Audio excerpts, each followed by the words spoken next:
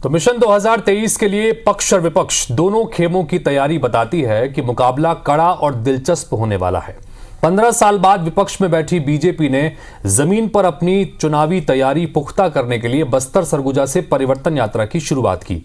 सभी यात्राएं तय शेड्यूल के मुताबिक राजधानी रायपुर तक पहुंच रही है। और इस यात्रा के बाद बीजेपी और आत्मविश्वास से दावा करती है कि जनता ने परिवर्तन का मन बना लिया है, ये वो भांप चुके हैं, जबकि सत्ता पक्ष कहता है कि जनता ने तो इस परिवर्तन यात्रा को ही नकार दिया।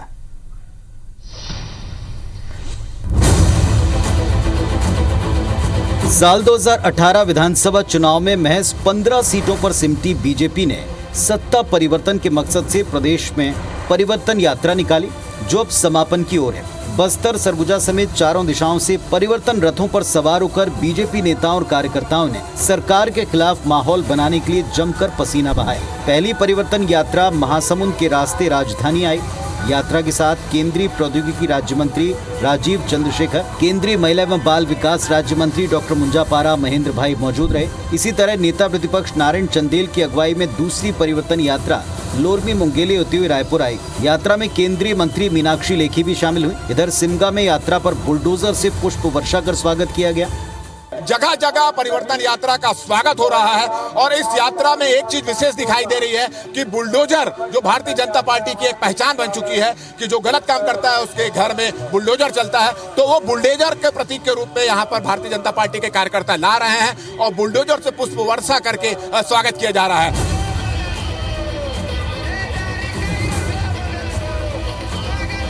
परिवर्तन यात्रा जो छत्तीसगढ़ के परिवर्तन के लिए, छत्तीसगढ़ की खुशहाली के लिए, छत्तीसगढ़ के तरक्की के लिए यह जो यात्रा निकली है, इसको जनता का भरपूर आशीर्वाद और सहयोग मिल रहा है। इधर कांग्रेस ने परिवर्तन यात्रा को फ्लॉप शो बताया। कांग्रेस ने विपक्ष से पूछा कि देश के दर्जन भर से ज्यादा केंद्रीय मंत्रियों के दौरे के बावजूद प्रदेशवासियों को यात्रा से क्या मिला। सत्ता पक्ष के नेताओं ने कहा कि यात्रा को जनता नकार चुकी है। इसी बात को भांपकर केंद्रीय मंत्री अमित शाह इसमें शामिल नहीं हुए। छत्तीसगढ़ की जनता भारतीय जनता पार्टी के परिवर्तन यात्रा को नकार दिया है। परिवर्तन यात्रा में लोग नहीं आ रहे हैं, इसलिए माननीय गृह मंत्री अमित शाह भी दंतेवाड़ा में नहीं आए। छत्तीसगढ़ की जनता प्रदेश में परिवर्तन नहीं चाहती है। तो जब जनता ने मन बना लिया है कि इनके हाथों हमारा भविष्य सुरक्षित नहीं है, जनता के सामने आज के पूरे देश की तारतम्य में कहूँगा कि आज किसानों का विश्वास कांग्रेस के साथ है। उनका जब भी दिक्कत आता है, जो भी राइट्स की बात आती है, कांग्रेस उनके लिए लड़ती है। वैसे भाजपा ने यात्रा को भव्य बनाने के लिए पूरा प्रयास किया।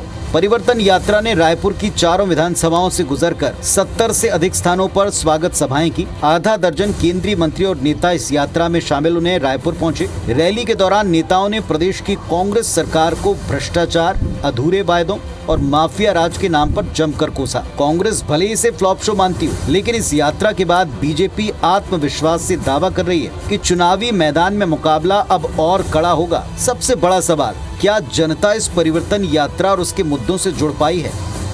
Bureau report, IBC 24।